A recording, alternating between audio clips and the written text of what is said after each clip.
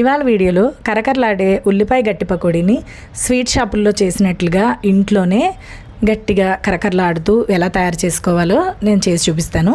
ఇలా పకోడీలు తయారు చేసుకోవడానికి పిండిని ఎలా కలుపుకోవాలి, అలాగే మనం పకోడీలు ఎలా వేసుకుని వేయించుకోవాలి, చిన్న చిన్న చిట్కాలతోటి ఈ వీడియోలో చూపిస్తున్నాను. ఈ వీడియో చూస్తే ఎవరైనా ఈజీగా ఈ ఉల్లిపాయ పకోడీని వేసేయగలుగుతారు.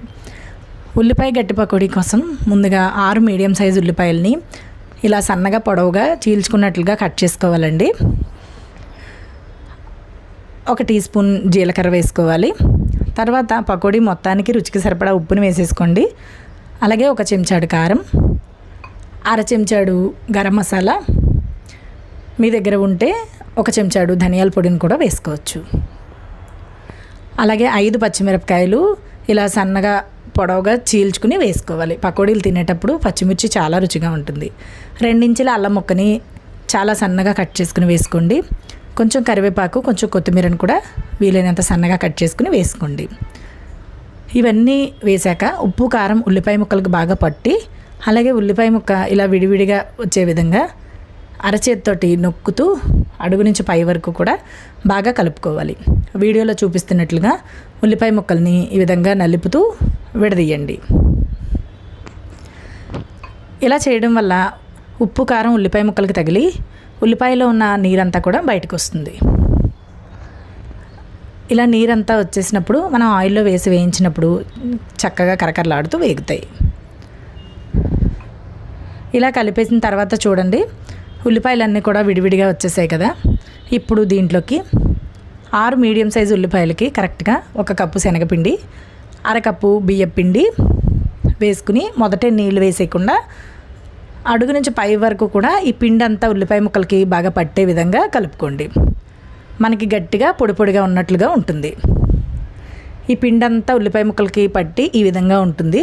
ఈ టైంలో నీళ్ళని డైరెక్ట్గా వేసేయకుండా మన అరచేతిలోకి వేసుకుని కొంచెం ఈ విధంగా చల్లుకోండి. అంతే, 1/2 కప్పు కన్నా నీళ్లు తక్కువే పడతాయండి. ఈ పకోడీలకి వంట సోడా వేయాల్సిన అవసరం అస్సలు లేదండి. చూడండి, ఈ విధంగా అడుగు నుంచి పై వరకు గట్టిగా నొక్కుతూ కలపండి. అప్పుడే ఉల్లిపాయల్లోంచి నీరంతా కూడా బయటకు వచ్చి పిండిలో కలిసి ఉల్లిపాయ నూనెలో వేసినప్పుడు మెత్తగా లేకుండా క్రిస్పీగా వేగుతుంది. చూడండి, పిండి ఈ విధంగా ఉండాలి పకోడీలకి. ఇలా ఆయిల్లో వేసినప్పుడు కొంచెం జారితే సరిపోతుంది. అంటే ఉల్లిపాయ ముక్కలకి మనం వేసిన పిండి కాస్త బైండింగ్ లాగా ఉంటే చాలు. ఇప్పుడు రెడీ అయిపోయింది కదా పిండి. ఇప్పుడు పకోడీలు వేయిద్దాం. పకోడీ వేయించుకోవడానికి స్టవ్ ఆన్ చేసి స్టవ్ పైన మూకుడు పెట్టుకుని డీప్ ఫ్రైకి సరిపడా నూనె పెట్టి అది బాగా వేడెక్కిన తర్వాత మనం పిండి కలిపిన చెయ్యిని కడుక్కుని చేతిని కొంచెం తడి చేసి చేతితోటి పిండిని మీ చేతి నిండా సరిపడా పిండి తీసుకోండి. తీసుకుని ఈ విధంగా ఆయిల్లోకి కొంచెం కొంచెంగా వేసేయండి. పకోడీలకి ఎలాంటి షేపు ఉండదండి, అందుకని మనం తీసిన ముద్దని ఈ విధంగా వేసేయచ్చు. హై ఫ్లేమ్లో ఉంచి వేయించుకోవాలండి. అప్పుడే ఉల్లిపాయ కరెక్ట్గా వేగుతుంది. మనం మూకుట్లో నూనె ఎంతవరకు పెట్టామో అంతవరకు పకోడీలు మునిగేంతవరకు ఇలా వేసుకోండి, సరిపోతుంది.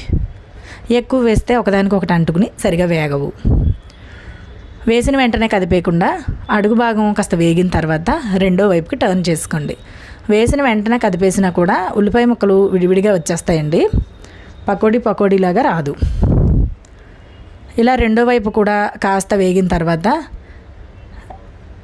ఇప్పుడు మీకు బాగా వేడెక్కిపోతున్నాయి, ఎక్కువ వేగిపోతున్నాయి అనుకుంటే కనుక మంటని మీడియం ఫ్లేమ్లోకి అడ్జస్ట్ చేసుకుని 2 వైపులా గరిటతో తిప్పుకుంటూ వేయించుకోండి.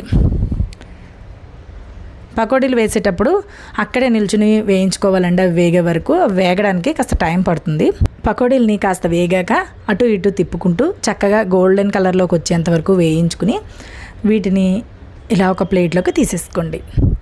మనం రెండో వాయి వేసేటప్పుడు మొత్తం ఈ పకోడీలన్నీ తీసేసిన తర్వాత 1 నిమిషం పాటు మంటను హై ఫ్లేమ్లో ఉంచి నూనె బాగా వేడెక్కనివ్వండి. బాగా వేడెక్కిన నూనెలో వేసి వేయించుకుంటేనే చక్కగా కరకరలాడుతూ గట్టి పకోడీ తయారవుతుంది. ఇంతేనండి. ఈ వీడియో చూసి మీరు ఇంట్లో తయారు చేసుకుంటే మీకు ఎలా వచ్చిందో తెలియజేయండి.